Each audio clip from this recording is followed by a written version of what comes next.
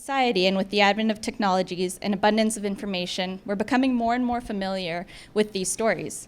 And in a way, it made me feel comfortable and more confident about being different, unique in myself, but in many other ways, it made me feel anxious, on edge, and depressed. In 2009, after saving up for 6 months and convincing my mother I was going to write better and more legible essays, I bought my first Acer laptop. It was at this time I found myself on a digital adventure, one filled with many worlds that would expose me to the World Wide Web at large, but more specifically, the dark web, the deep web, and soon Bitcoin.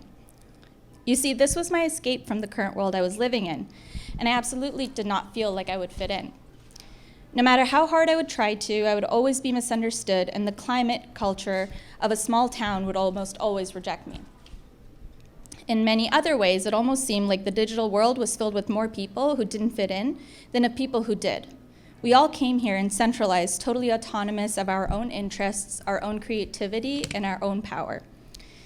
In 2010, I would begin university, and I found myself uninterested and completely uninspired the way I felt university education experience should feel like.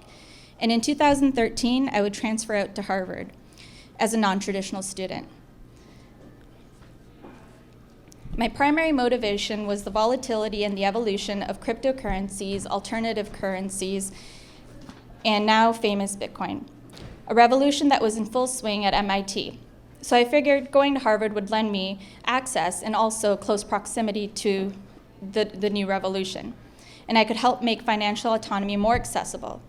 I felt like I finally fit in here. By 2015, I had traveled all around the world. From Africa, Thailand, Philippines, Vietnam, China, Pakistan, London, Germany, Dubai, all over the US, and a big ambition to go to Nepal to climb Mount Everest. I proceeded with caution when the rattling earthquake occurred, and instead stayed in New York City to live life a little, develop my app, sell it, and work for TechCrunch.